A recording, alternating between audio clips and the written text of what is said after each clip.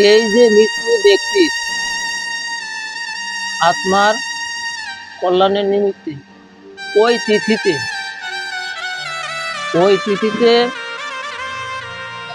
যে সমস্ত মাঙ্গলিক কর্ম করা হয়, ওই আত্মা যেখানেই থাকুক না কেন, এই আত্মা যেখানেই থাকুক না কেন, সেইখান থেকেই এইগুলি সে আস্বাদন করে।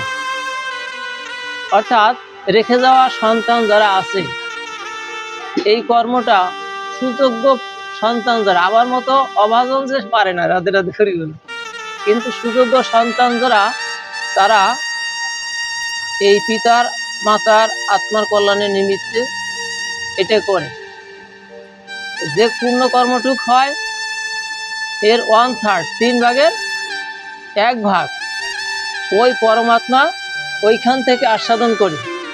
এবং তার যদি কোনো কর্মফ্যাট থেকে থাকে, জগতে জীবদ্দশায় যদি কোনো কর্মফ্যাট থেকে থাকে, কৃষ্ণ ভগবান অত্যন্ত সন্তুষ্ট হয়ে সেই আত্মাকে তার সমস্ত অদোষ দরদি সমস্ত দোষ খণ্ডন করে দিয়ে তার রাঙ্গারাতু চরণে স্থান দেয়।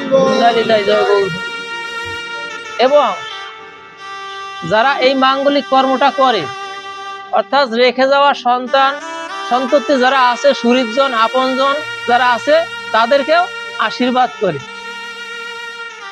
এই আশীর্বাদ শুধু তাদের নয়, এইখানে যদি মনে করেন যে আজকে বৃষ্টি হয়, তাহলে বৃষ্টি হলে এই যে গৃহকর্তা যারা আছে তারাই যে শিখতে হবে তা তো নয়, আমরা যারা উপস্থিত হয়েছি তারাও তো সকলেই শিখতে হব। এই জন্যে যে এই মাঙ্গলিক কর্ম যখন করা হয়, ওই বৃদ্ধ আত্মার কল্যাণ হয় এবং গৃহের কল্যাণ হয়, গৃহীর কল্যাণ হয় এবং সমবেত যারা উপস্থিত হয় সকল ভক্তদের মঙ্গল হয়। এবং এখানে যে প্রসাদ বিতরণ হবে, এই মহাপ্রসাদ, এই মহাপ্রসাদটা দেখেন, এখানে যে ভক্তরা আছে তারা সেবা করবে, সেবা করার পরে এর কিছু 25টা প্রসাদ দেখবেন, কিছু গঙ্গায় যাবে, ওইখানে যে মাছগুলি আছে ওরা প্রসাদ পাবে। এই আঙ্গিনা যদি একটা কুকুর বিড়াল থাকে, ওরা কিন্তু আজকে প্রসাদ পাবে।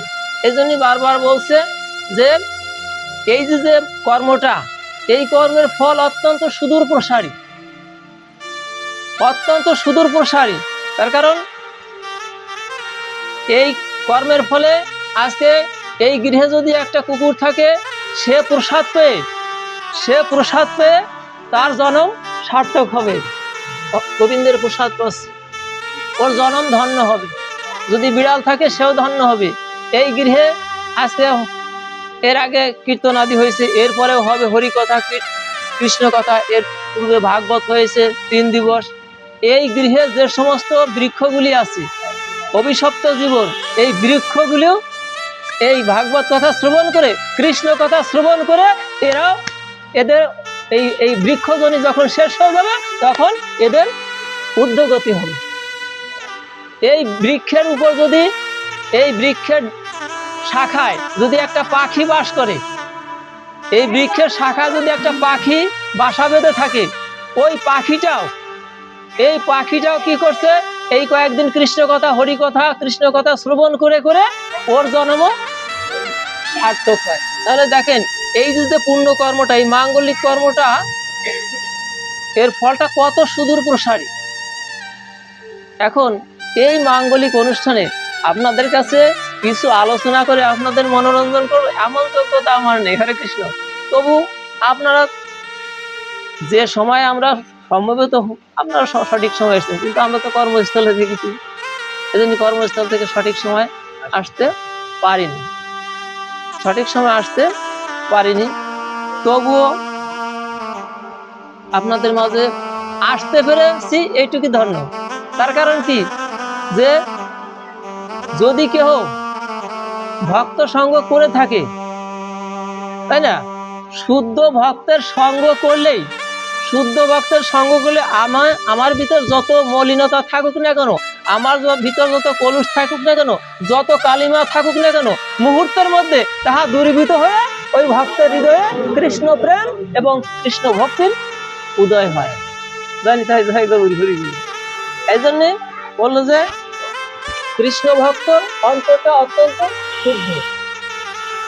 এই বাজারে দেখেন, ওই যে বলে না যে বৈষ্ণব দর্শনে যায় মনের ময়লা, আর পর্ষণে হয় প্রেম তরঙ্গ। আচ্ছা, বাজারে এত ডিটারজেন্ট আছে, এই বস্ত্রটা যদি আমি পরিষ্কার করি তাহলে এর সাথে তো ডিটারজেন্ট মিক্সার করতে হবে, মিক্সার করতে হবে না? তারপর সে ময়লা যাবে। আর এই যে বৈষ্ণবের কথা বললো যে এইটা বৈষ্ণব দর্শন করা মাত্রই, ওই ডিটারজেন্ট দেখাইলে কিন্তু আমার এটা পরিষ্কার হবে না। হবে কি? ডিটারজেন্ট দেখাইলে আমার এই বস্ত্রটা পরিষ্কার হবে না। হবে কি? হবে না। কিন্তু বলছে যে এই মনের ময়লাটা বৈষ্ণব দর্শন করা মাত্রই মনের ময়লাটা দূরীভূত হয়ে যায়। শুধু এক জন্মের নয়, আমাদের দেহে যে চিত্তে যে ময়লা জমছে এক জন্মের নয়, পূর্ব জন্মে এগুলি জমা হয়ে আছে। বললো যে পূর্ব জন্মের যত কলুষকালিমা ময়লা আবর্জনা যা থাকুক না কেন, ভক্ত দর্শন করা মাত্রই তা তোমার দূরীভূত হয়ে যাবে।